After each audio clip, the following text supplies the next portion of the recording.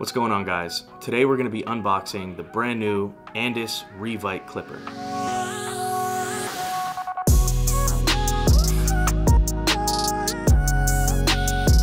If you like this video, please make sure to leave a like, comment if you want to see me unbox anything else in the future. But let's get started.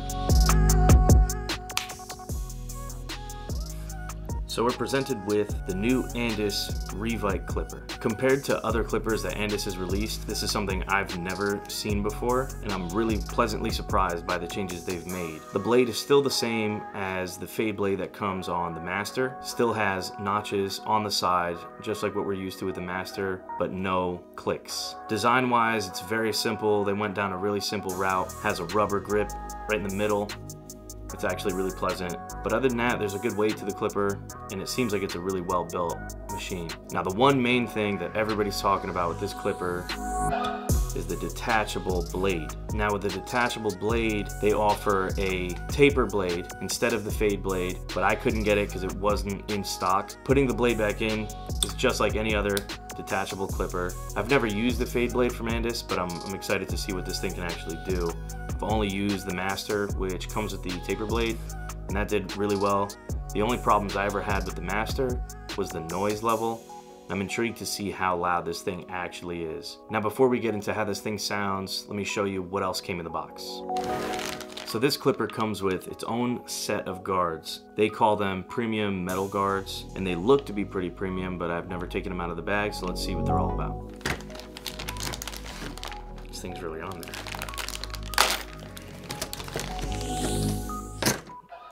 It's much harder than I expected. It's a good plastic bag. All right, so looking at the new guards that they use, they seem like they're made of pretty good plastic. They're definitely not the same as a wall premium guard would be, but they seem they can do the same, if not better. I usually like a guard to have a thinner tooth so that I can pick up hair much easier, like a comb would. When you have a really thick tooth, it's really hard for it to pick up the hair. It's really uneven, and these all have very thin teeth on the guards, so I think they're actually going to be very, very good. Okay, so I've just noticed that Andis has given quite a few guards. So I've never seen this many guards actually be given with a clipper. You go from a 0, which is, I assume, their half guard, to their 1, 1.5, 2. There's actually a 2.5 guard, 3, and a 3.5 guard. 2.5 and a 3.5 I've never seen before. Walt doesn't make those. But the 4 through 8 is just like any other guard, I would assume. So as they go on the clipper, let's try that out. Man, that thing. Okay, so these guards are definitely not gonna come off because they are really tight on there. They're held on by like a metal clip. Seems like it'd actually be very good.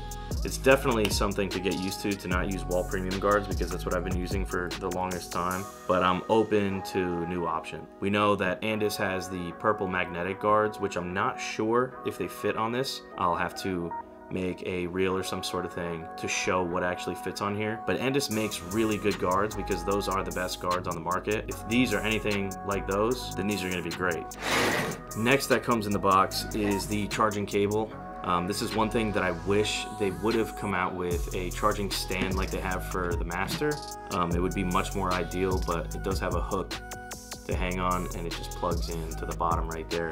Considering this clipper has a 2-hour battery life, I really don't think you're going to be needing a stand, but you never know. It would just be a nice convenience feature to have, especially paying $200 for this clipper.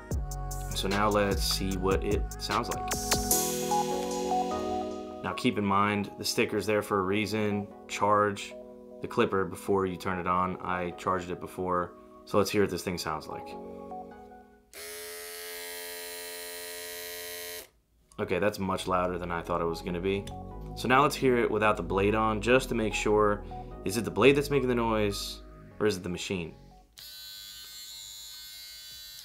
Okay, so it's definitely the blade that's making the noise. It's kind of interesting because I really was expecting it to be much quieter, especially nowadays. Clippers are getting much quieter.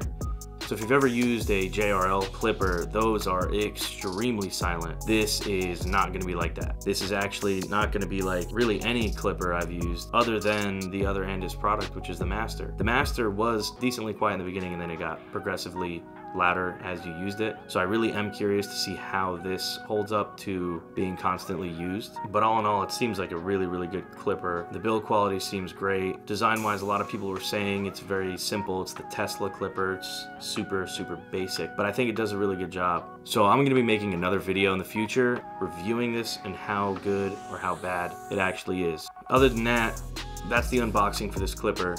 Like I said before, keep your eyes on the lookout for the video of me reviewing how this thing cuts. Short video just to show everybody and share how this thing is holding up.